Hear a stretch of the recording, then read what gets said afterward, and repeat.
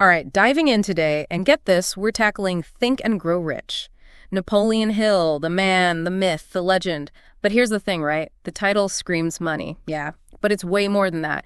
We're talking about unlocking your brain power, your potential for success, any kind of success you want. You hit the nail on the head. Hill's work, it's like timeless. Yeah.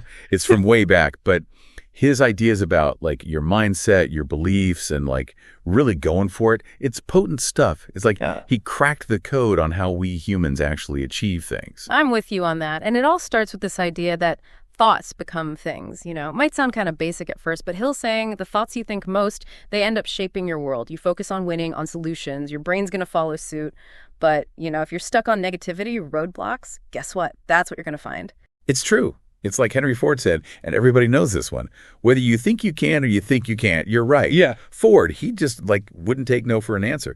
He saw mass production of cars and bam, he made it happen. Makes you think, what are we limiting ourselves on when we don't have to? I like that. What are we limiting ourselves on, right? And that brings us to burning desire. Hill says every big win, every achievement starts with this intense, almost crazy idea. It's not just wishing for something. It's a force pushing you to act, to keep going no matter what. Yeah, oh man, think about Edison. Light bulb, right? Thousands of tries. Most folks would call those failures. But Edison, he's like, nah, those are just 10,000 ways that didn't work. He wanted that electric light so bad it fueled him. Make you think, are we going after our goals with that same fire? So, all right, we got this fire in our belly, right? How do we keep it burning? Hill talks about faith and autosuggestion, like reprogramming your own brain. Now, when he says faith, he doesn't mean religion necessarily. He means this, like rock solid certainty you'll hit your goal, even before you see proof. And how do we get that faith? Autosuggestion, telling yourself positive stuff over and over. It's wild, right? Like you're influencing your own subconscious. Muhammad Ali always saying, I am the greatest. That wasn't just a show, man. He was planting that seed in his brain. Probably helped him become, the greatest, right? What are we feeding our minds, It's like you're carving new paths in your brain with every thought. And speaking of paths, Hill says don't go it alone. He's big on the mastermind. It's about surrounding yourself with people who get it, who are ambitious, will challenge you, but also have your back. Think about the big duos, the powerhouses. Steve Jobs and Wozniak, Apple, right? What's that? Buffett and Munger, investments. They didn't just give advice, they combine their brain power. Who's pushing you to be your best? Totally. But even with the desire, the faith, the crew, you got to make choices and stick to them.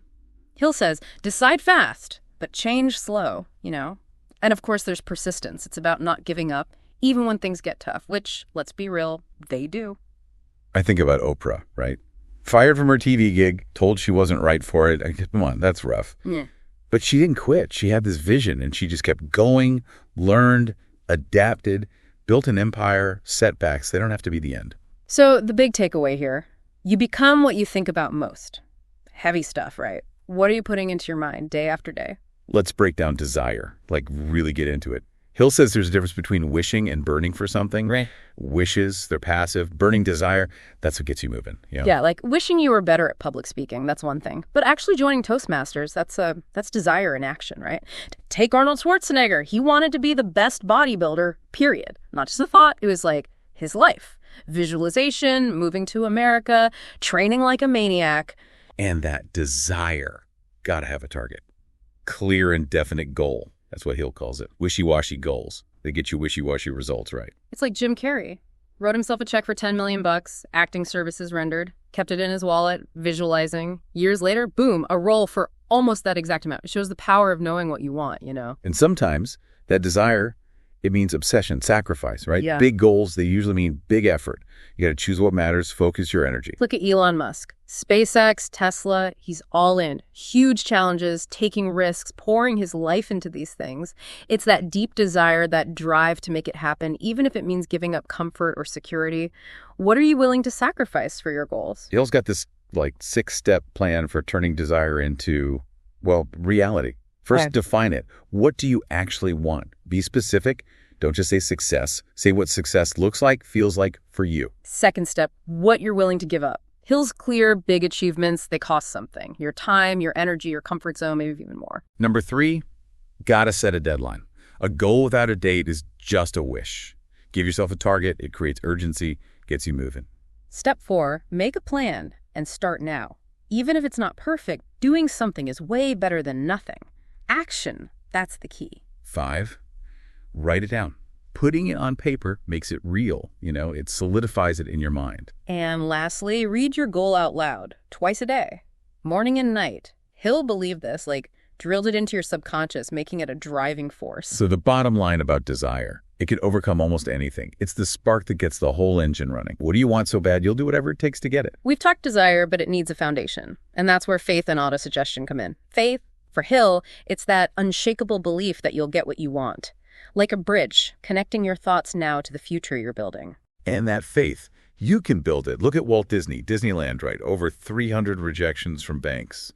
But he never gave up on that vision. He could see it in his mind, and that's what mattered. What do we hold on to with that same conviction, even when people doubt us? And autosuggestion, that's how we build that faith. Yeah. It's about feeding your mind positive thoughts, stuff that lines up with your goals. Your subconscious, it doesn't always know the difference between what's real and what you imagine really, really strongly. Right, like Ali, I am the greatest. It wasn't just words. He felt it, believed it deep down. There's a scientific side to this too, right? Our subconscious, it runs on habits, on strong emotions. Yeah. You flood it with positive stuff, especially with feeling. It starts to believe it. And that changes how we think, how we feel, how we act. It's like making new good habits for your mind. Exactly. Hill gives us a method for this autosuggestion thing. First, write down your main goal. Clear, concise, specific. The more detailed, the better. Then, this is important, say it out loud. Every morning, every night. But not just reading it, really feel it like it's already happened. What emotions come up? Next, picture it. See yourself succeeding, using all your senses. What does it look like, feel like, sound like? Really immerse yourself. Hill also says avoid negativity, at all costs. You can't have unshakable faith and doubt at the same time, Got to filter out the bad stuff, focus on the good. And last, you got to act. Every day, do something, even a small thing, that moves you towards your goal. It shows you and your subconscious that it's possible. So what are you feeding your mind? Are you building that faith using autosuggestion, or are you letting doubts take over? It's about rewiring your brain for success, Now we've got desire, we've got belief. Now we need the know-how and the plan. Specialized knowledge and organized planning. That's what Hill's talking about. Passion and belief are great, but got to use them strategically. Think about Henry Ford again. He wasn't like a super scholar or anything, but he knew how to use other people's expertise. He got the best engineers, designers, managers, people who could turn his vision into a reality. He was a master of putting the right knowledge together, And that's the first step in getting specialized knowledge. What do you need to know? What specific skills, what info is absolutely essential for your goal? Once you know what you need, you got to go get it, right? Find mentors, take courses, read books. Hill has always said successful people are always learning new stuff. And this is where people trip up. You got to apply that knowledge, put it to use. Knowledge just sitting there, it's useless. Action makes it real, makes it have an impact. Surround yourself with experts, build that mastermind group, learn from people who are already where you want to be, get their wisdom, their support. But knowledge alone isn't enough. You need a plan, a roadmap. That's organized planning. Taking that knowledge and making it actionable, turning it into steps. Elon Musk, Tesla, SpaceX, those were huge, ambitious goals. He didn't just wing it. He planned it all out, every detail, from the engineering to the funding to the marketing. Hill's got a 4-step formula for planning. First, make a definite plan. What are the steps? What resources do you need? What are the deadlines? 2, take action now. Even if a plan's not perfect, get moving. You can adjust as you go. And that's step 3, be flexible. Things change, you hit roadblocks. Failure, it's just feedback. Adapt, learn, and keep going. And again, the mastermind group. They can give you insights, support when things get tough, and keep you accountable. So the equation. Specialized knowledge plus organized planning plus action equals wealth.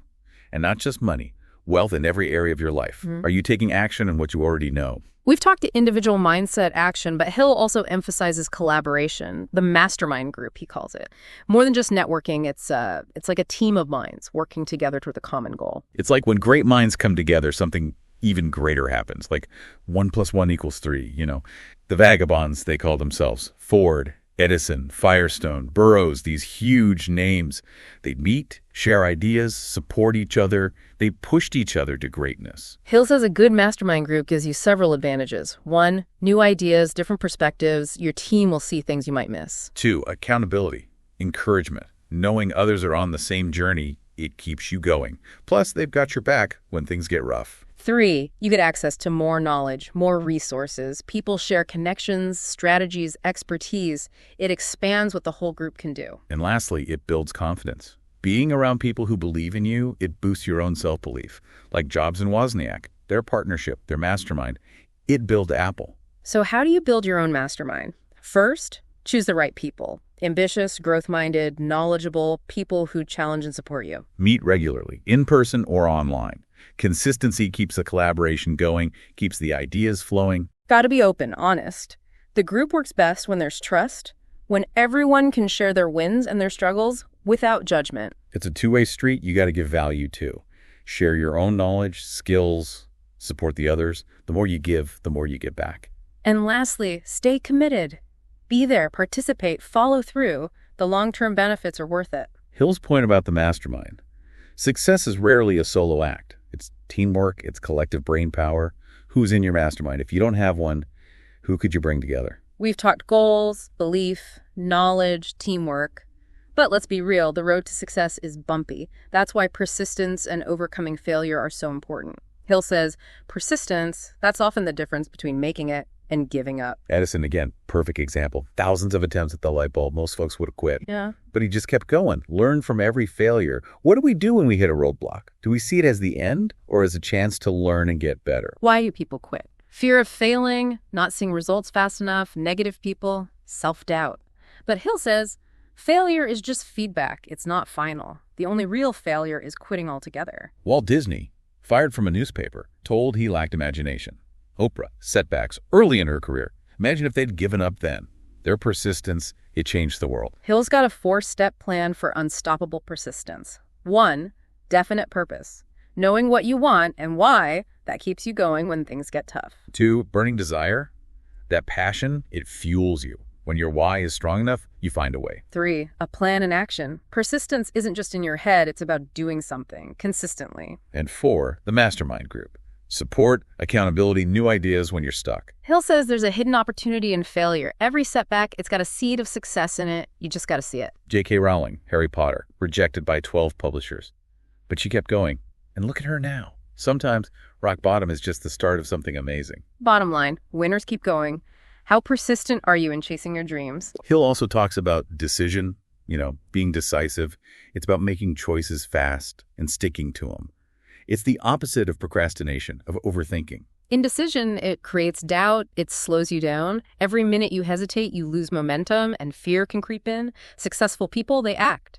Jeff Bezos leaving his Wall Street job to start Amazon, that was bold, that was quick, and it changed everything.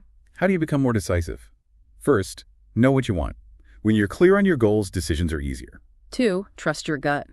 Hill believed in intuition, that inner voice. It's often right, 3, stop needing everyone to agree with you. Big decisions, they often go against the grain.